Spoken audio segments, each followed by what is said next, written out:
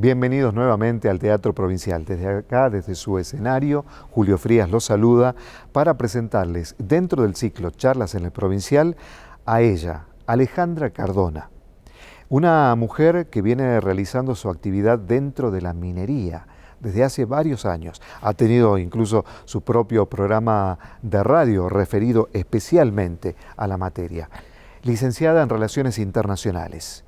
¿Qué mejor que escuchar y ver en esta oportunidad, y para todos aquellos que todavía no han tenido oportunidad de conocerla, a ella, Alejandra Cardona? Ale, ¿cuándo empezaste con el tema de la minería? Hace 17 años casi, un poco por accidente. Conseguí un trabajo, una suplencia en una empresa minera, un trabajo de unos 4 meses, un reemplazo administrativo de una chica que estaba de licencia por maternidad. Y cumplido ese reemplazo, que entre paréntesis fue mi primer trabajo en Salta, después de casi 10 años que estuve viviendo fuera, en Córdoba, me quedé con el sabor a qué bueno que está esto. Más allá de que no había conocido mucho de lo que es la parte de operaciones, pero sí, sí la actividad, la dinámica, ¿no? de las oficinas y de una empresa grande. Me fui, terminé ese reemplazo, me fui y al mes me vuelven a llamar. O sea, esta vez con un puesto fijo, que fueron 3 años, ahí me fui yo buscando más, había llegado como a un techo. Y bueno, fui pasando por distintas empresas, por distintos lugares, y un buen día me decidí a largarme a hacer algo sola. Empecé haciendo radio, un programa de difusión de la actividad minera, y hasta hace, no sé cuándo fue que lo dejamos de hacer. Estamos en el 2021 casi. Hasta el 2015 estuve haciendo eso, fueron casi 8 años. Y bueno, ya hace 4 o 5 años atrás, más o menos, empecé a hacer asesorías y bueno, a trabajar un poco más independiente, a darle forma a lo que hoy es una consultora. Esta consultora, sí, tenés que lidiar con lo que son los negocios, la necesidad de ganancia, los problemas sociales de los lugares donde producen, sí, el medio ambiente. Sí. ¿Se te pone difícil? Sí, claro que sí. Se pone difícil porque hay que amalgamar, de algún modo juntar dos partes que no se terminan de entender. Es como querer armar una reunión donde tenés gente que habla distintos idiomas y tenés que un poco estar traduciendo y acercando a las partes, ¿no? Sí, no sé si tanto mediando, pero sí facilitando y siendo un poco como un amigable componedor, ¿no? Cuando las partes se encuentran, normalmente desde la sociedad en general o desde las comunidades hay como mucho prejuicio, ¿no? Entonces ya van con ciertas cosas asumidas, esto es así. Y del otro lado vienen a la defensiva, que saben que van a ser atacados, y empiezan a excusarse y a explicar y a dar más explicaciones las que realmente les piden.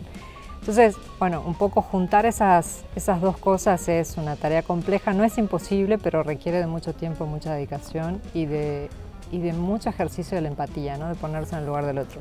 Recién dijiste una palabra clave que es venir con mucho prejuicio. Sí. Las empresas mineras tenían una característica, y es que trabajaban en el silencio más absoluto prácticamente. Hasta que llegó un momento que, a partir del bombardeo que sufrieron de parte de aquellos que estaban en contra de la minería, hablando de mega minería, etcétera, y comenzaron a atacarlas directamente, se vieron en la necesidad de salir a marcar presencia y a mostrar su imagen y a decir cuál es el trabajo y, por sobre todas las cosas, cuántas familias y cuánta gente vive de la minería. Así es. ¿Cómo ha sido ese proceso? Ha sido duro y duro en este sentido, que creo que es la misma línea de lo que decía recién, ¿no? El sector minero está conformado y está dirigido fundamentalmente por hombres que son técnicos y que son fundamentalmente personas que vienen del palo de las ciencias exactas, ¿no? Entonces, cuando le hablas de comunicación, de la necesidad de empatizar y demás, los tipos piensan en números, piensan en gráficas, piensan en otro lenguaje. Cuando quieren transmitir eso, hablan en difícil, no se los entiende. No se los entiende. Entonces, hay una falencia comunicacional que en parte se debe a eso y en parte porque ellos tienen la sensación de que no es necesario andar contando lo que estás haciendo bien. Entonces, ¿para qué vas a salir a contar? Y aparte no hay tiempo, no hay presupuesto, eso lo hacen otros. O sea, incorporar gente de las ciencias blandas al sector ha sido, creo, un gran desafío y un gran cambio en el último tiempo. Eso también ha venido de la mano de la incorporación de mujeres a la industria. Pero bueno, se han ido ayornando, han empezado a entender que acá hay una dinámica que también es política en cierto punto, ¿no? El desarrollo de la industria está ligado a un montón de otros factores que no es solo el cumplir técnicamente con un planteo productivo o con un cuidado ambiental o, yo qué sé, con los distintos requerimientos que puede tener ese desarrollo. Implica muchas otras cosas. Entonces, el salir a mostrar todo lo bueno que tenés para dar implica también tener una actitud que no sea espasmódica, que sea consecuente, que sea constante, el saber identificar qué es noticia y qué no, porque si no estás siempre en las primeras planas cuando hay una tragedia, cuando hay un vuelco, cuando hay un camión, cuando hay un accidente, un incidente ambiental, que ocurre y ocurre en todas las industrias. Pero particularmente con la industria extractiva se tiene una mirada un poco más dura, ¿no? Apocalíptica incluso. Sí, es apocalíptica, pero también, a ver, no es producto de la casualidad, se entiende en el proceso, en el devenir histórico, ¿no? La industria extractiva ha sido bastante perniciosa en el pasado. Quizás no adrede, no había reglas ni se conocía cómo cuidar al ambiente. Claro, pero esto también obligó a que salieran con una contracampaña a mostrar que todo, absolutamente lo que usamos, desde nuestra ropa, la casa en la que vivimos, todo absolutamente está compuesto, sí, claro, de minerales. Y aún aquello que no está compuesto por minerales, necesitas minerales para poder obtenerlo. Producirlo. Exacto. Hasta sí, en la sangre de minerales. todo, absolutamente todo. Bueno, recién hay una palabrita que causa siempre ruido. Extractiva. Sí. Se tiene la imagen de que la minería saca y no deja nada, deja tierra arrasada. Lamentablemente hay muchos ejemplos, sí, claro, a lo largo de la historia. Ahora, ¿cómo empezaron a cambiar estas pautas? Bueno, ahí... Yo te doy un ejemplo, ahora sí, se te está cerrando bajo la lumbrera, está un proceso de cierre, sí, y no se sabe a ciencia cierta cuál es el daño ambiental total. Y hay una discusión enorme en Tucumán, la universidad, etcétera, y distintos grupos ambientales. ¿Esto se puede minimizar? ¿Se puede hacer mejor? ¿O es imposible o es extremadamente costoso? A ver, varias cosas. En la historia reciente, donde tenemos la incorporación de la normativa ambiental y todo el desarrollo por el cuidado del medio ambiente, eso es muy, muy reciente. Antes de eso no había nada.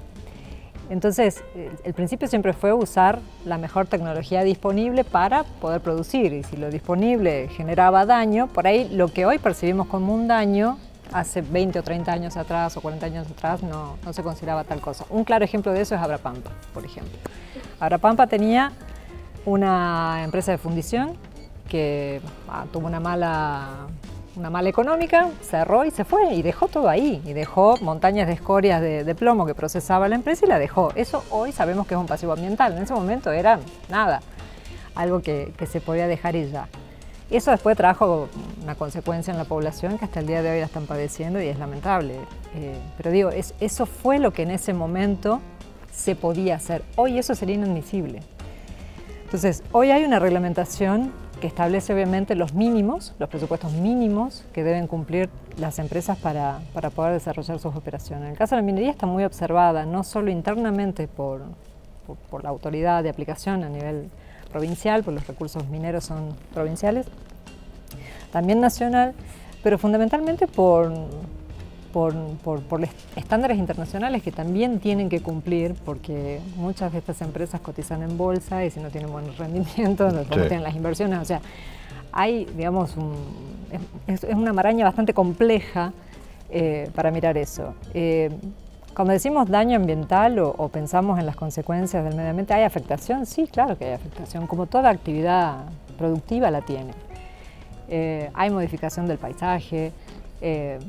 La agricultura lo produce. Por supuesto, pero digo, a ver, abrir una ruta para conectar dos localidades prácticamente lo mismo, es afectar al paisaje definitivamente. Claro, el crecimiento, digamos, en la densidad poblacional también es una forma de Sí, afectación. por supuesto, por supuesto. Entonces digo, hay una pregunta que también queda en danza, ¿qué es lo que estamos dispuestos a aceptar como lo máximo? Como daño y que no. No sé si como daño, pero digo, cuando hablamos de estos impactos, ¿a qué impactos estamos dispuestos a aceptar? ¿Cuál es el costo? Bueno. ¿Cuál es el costo que estoy dispuesto a pagar como sociedad? Exacto, bueno, y ahí viene otra discusión también, que es esto de que está incorporado como un principio, ¿no? De no afectar las generaciones futuras. Entonces hay un límite ahí que tenemos que mantener, un balance delgado, digo, hay que tenerlo ahí en la mira todo el tiempo, pero digo, es posible hacerlo, se hace en otros lugares. Acá existe esa desconfianza de que, bueno, no las controlan, son todas corruptas. Es que ese es un país bastante particular, el nuestro. Sí, claro, pero... ¿Y qué pasa con este tema también tan polémico y que produce tanta tirantez que tiene que ver con las regalías? Uf. Bueno, toda la parte tributaria del sector extractivo, pues el petrolero también tiene regalías, es bien compleja, ¿no? Más allá de todos los impuestos que alcanza la actividad, como cualquier otra actividad económica, pues no hay exenciones, no hay guiños, no hay restas, no hay nada raro ahí. Lo que hay es un régimen especial que se congela, por así decirlo, durante 30 años a partir de que un proyecto se vuelve factible, es decir, se aprueba para entrar en producción. Entonces el régimen tributario vigente a ese momento se congela por 30 años. Entonces, si a partir de ese momento el Estado decide retirar impuestos, a este le quedó congelado, va a seguir pagando lo mismo. Si decide aumentarlo, pues no lo puede alcanzar. Esa es una regla. 30 años, en petróleo no sé cuánto es, en la industria forestal son 50, por ejemplo. Entonces tiene que ver con lo que implica desarrollar la actividad y que son inversiones de muy largo plazo. Lo que tiene que ver con las regalías, hay una ley nacional que establece un porcentaje que se modificó hace poco por cómo está planteada, ¿no? Te decía que era el 3% del mineral, el valor del mineral en bocamina, y ahora bocamina, si hablas de la industria del litio, no existe la bocamina, pues no es una mina como la tenemos quizás en el imaginario. Claro. Es diferente, entonces se fueron modificando esos conceptos. Y recientemente aquí en la provincia, bueno, hubo un tratamiento legislativo para modificar cómo se reparten las regalías a nivel provincial. En el último presupuesto está aprobado. Esto es de estos últimos días, sí. Y hay ahí una resistencia fundamentalmente por las comunidades de la Puna, los municipios puneños, porque ellos eran los principales beneficiarios, y ahora no, ahora ha bajado sustancialmente lo que a ellos les va a llegar. También se pone en valor esto ahora porque estamos teniendo el primer proyecto metalífero productivo en la provincia, un proyecto minero de oro que es muy pequeñito, pero que va a generar mucho dinero en términos de regalía. Esos aportes al municipio, la verdad que eran bastante suculentos y ahora ya no los van a tener. El gobierno provincial decidió que esto se va a repartir de un modo diferente. Entonces, uno de los problemas grandes, no solo de la minería, sino de cualquier actividad productiva en el país, es la falta de infraestructura. Sí, claro. ¿Hay algún tipo de compensación por parte del Estado a una minera o un emprendimiento si organiza o si hace esta infraestructura necesaria? Esto se introdujo recientemente, que es una suerte de adelanto de regalía. Es decir, si es que la empresa contribuye al desarrollo de una obra de infraestructura, sea un camino, sea un tendido eléctrico, sea gas o lo que fuere, es como que lo podría descontar de esa regalía que pagaría a futuro cuando entre en producción, que la verdad que está bueno. Digo, también esto es reciente, está en danza. Previamente no se hizo y de hecho era una de las cosas que más se ponían en valor al hablar de la industria, porque en zonas como La Puna, donde no hay nada, todo lo que necesitas para desarrollar un proyecto lo tenés que llevar. Sí. Entonces, si necesitas gas, tenés que construir el gasoducto, tenés que hacer la ampliación del gasoducto, tenés que llevar el tendido eléctrico, tenés que llevar generadores, tenés que llevar el combustible, tenés que llevar absolutamente todo. Entonces, bueno, esto creo que es una buena salida a esa carencia. A ver, Juli, una pregunta que me dejó picando. Sí. Recientemente, esto es nuevo, siempre. ¿Por qué estamos llegando tan tarde? A ver, yo creo que tiene que ver con con cómo han logrado el sector empresario con los decisores políticos, bueno, digamos desde ambos lugares, quienes están involucrados en los procesos de toma de decisiones, a ponerse de acuerdo. El sentir desde el sector empresario es que siempre se les exige que pongan más, siempre se les exige más aporte, más contribución. Esto es lo que pasó ahora en la pandemia, no poder hacer reducciones de personal, tener que afrontar el costo de los estudios de hisopado, de PCR y demás, de subida, de bajada, los albergues a los trabajadores para que cumplan cuarentena antes de subir, después de bajar. Digamos, la verdad que se encarecen muchísimo las operaciones y digo, esto también es una cosa que se asume, ¿no? Las mineras tienen plata, que la pongan.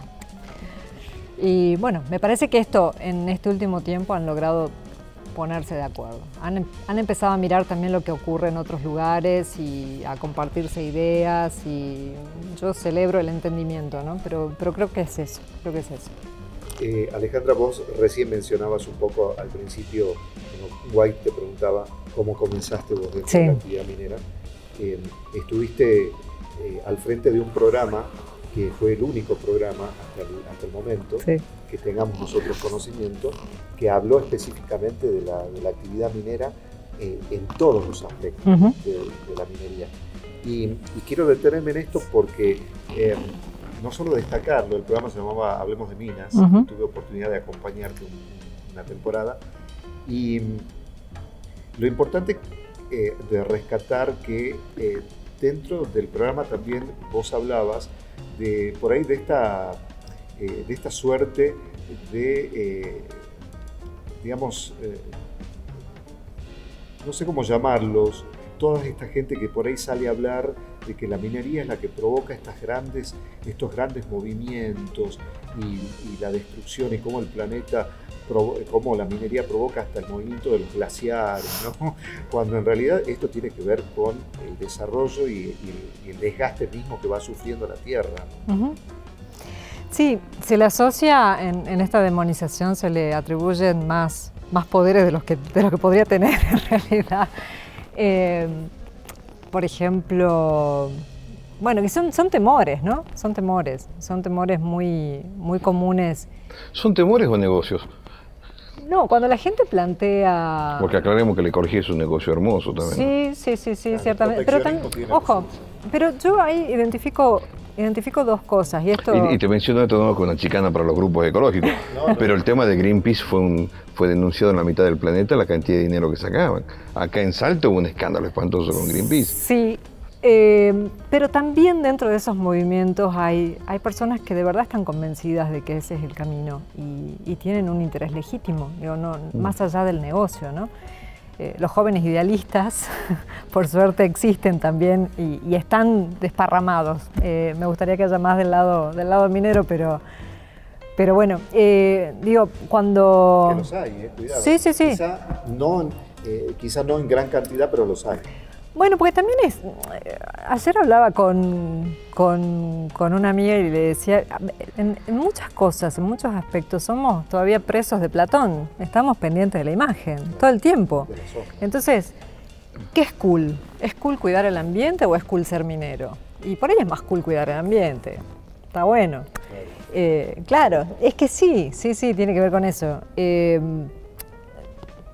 Pero yendo a tu pregunta, a veces cuando se desparraman estos dichos, ¿no?, de que la minería es responsable de ciertas calamidades y tragedias, de provocar movimientos sísmicos, por ejemplo, que es imposible. Se puede simular un sismo en la industria petrolera, pero no a los niveles de provocar un terremoto, ¿no? Eso no ocurre. Pero tiene que ver con la exacerbación de ciertos temores. Y yo esos temores me parece que hay que escucharlos. Hay que escucharlos. Y también, a ver, saquemos un temor y pongamos otro. A ver. La minería es profundamente machista. Absolutamente, sí. ¿Va cambiando? ¿No va cambiando? Va cambiando, sí, va cambiando. Por suerte sí. Yo estoy formando parte de una organización que se llama Women in Mining, que tiene presencia global. Y en Argentina lleva relativamente poco tiempo, apenas unos años. Y de hecho se hizo el Nova Mining acá en Salta. Sí, sí, sí, sí, sí, sí. Y bueno, y allí estamos interactuando muchas mujeres del sector que nos desempeñamos en distintas labores profesionales y hay muchas que están en faena. Hay geólogas, hay técnicas, hay mecánicas, hay ingenieras, hay, bueno, de todo un poco. Y ahí es donde compartimos y queremos promover la inclusión femenina y romper un poco con esta cuestión de que es un trabajo, hacemos silencio, de que es un trabajo machista. Promovemos la inclusión femenina en la industria y romper un poco con esta mirada de que es una industria netamente masculina, que lo es y que está atravesada por un montón de otros conceptos. Acá en el norte, por ejemplo, esta cuestión de que la mujer no puede ingresar a la mina porque trae mala suerte. Eso es una creencia de larga data, porque la mina es mujer y entonces la mujer no puede entrar dentro de otra mujer. Claro, que tiene toda una creencia ahí. Claro. Amalgama con otras Exacto. Cuestiones, ¿no? de creencias paganas. Y claro, y además esto de que el trabajo minero es un trabajo rudo, es un trabajo sucio, es un trabajo de fuerza. Y exclusivo del hombre. Claro, porque la mujer no está asociada a eso. Vuelvo a las imágenes. La mujer es frágil, es Pero también está el problema de los campamentos. Y los campamentos. El problema son los campamentos. Han sido adecuados, afortunadamente. Antes, cuando te tocaba ir a un campamento, no había baño de mujeres, por ejemplo. No había habitaciones de mujeres, no había lugares exclusivos de mujeres. Digo, un poco por la privacidad, ¿no? Las mujeres nos indisponemos y necesitamos tener ciertos cuidados de higiene y si tenemos que compartir en el mismo sitio con hombres, se complica. Ahora ya eso está separado, ya se ha hecho esa adecuación. Otra adecuación que ha tenido la industria es que antes no conseguías borceguíes de tallas pequeñas, por ejemplo. Ahora sí, la ropa de trabajo era difícil tener tallas chiquitas. Yo, bueno, que soy bastante patona, conseguía. No tuve ese problema, pero sí los pantalones, por ejemplo, las camisas era difícil conseguir porque no vienen tallas pequeñitas. Una de las cosas que llama la atención es que en casi todo el planeta la maquinaria pesada es manejada por mujeres. Sí. Acá no. No, acá sí. Pero en las minas. Sí. ¿También? Sí, sí, sí. Acá los camiones de gran porte, los que se conocen como los fuera de ruta, sí son manejados por mujeres. En la mayoría de las operaciones, me atrevo a decir todas, pero... Y en su mayoría son mujeres. Sí, sí, sí. Sí, sí, sí. Porque la mujer se considera que para esa posición se concentra más, es más meticulosa, es más cuidadosa. En fin, tiene ciertas características positivas. Una última positivas. pregunta de mi parte. Sí. Adelante. Si fueses un australiano de mucha plata, ¿invertirías en Argentina? Bueno, yo no sé cuáles son los análisis o qué es lo que se pondera, porque entiendo yo que tratan de tener una mirada de más largo plazo, ¿no? Hay dos tipos de intervenciones que se pueden hacer y una es, por ejemplo, una inversión para exploración, poner en valor un proyecto y venderlo y que otro lo produzca, y ahí viene otro tipo de inversión que es el que viene a producir. Y según cuál sea el caso, la verdad que creo que las variables de análisis que tienen para pensarse una inversión con un recupero a 30 años es bastante más compleja de lo que yo pueda explicarte y trasciende lo que es el color político de los que vayan turnándose en ese periodo. Argentina tiene un gran atractivo geológico, tiene un potencial minero estupendo, tiene esta cosa de que va de la mano con mucha incertidumbre y la incertidumbre no es buena amiga de las inversiones y creo que eso es un poco lo que ralentiza estos desarrollos. De todos modos, la perspectiva, por ejemplo, para el desarrollo de la industria litiera es auspiciosa y es auspiciosa porque los sitios con litio que tenemos en el país son fenomenales. Entonces van a hacer la vista gorda posiblemente a las coyunturas y van a avanzar con esas inversiones. Ahora, aparte de tu presente, Alejandra, yo también ya para ir cerrando de mi parte, tiene que ver con Mint. Sí. Cuéntanos, ¿qué es y a qué se dedica? Mint es mi consultora, que fue parida hace nada, poquito. Es una consultora dedicada a la industria minera, integral minera, es así como la definimos, pero focalizada en la parte social, que es la tarea que venimos desarrollando mi socia y yo en estos últimos años y donde queremos poner en valor nuestra tarea con, digamos, la profundidad, el profesionalismo y la calidad técnica que creemos que se merece, porque entendemos que el aspecto social es crítico para el desarrollo de la industria. Es el que te puede decir tu proyecto no camina. Entonces, queremos destacar eso y queremos darle un giro que hasta ahora no lo hemos visto te diría, en ninguna parte del país, así que estamos muy contentas con esto. Ale, muchísimas gracias. A ustedes por invitarme. Gracias y todo el éxito. Gracias. Más éxito. Gracias.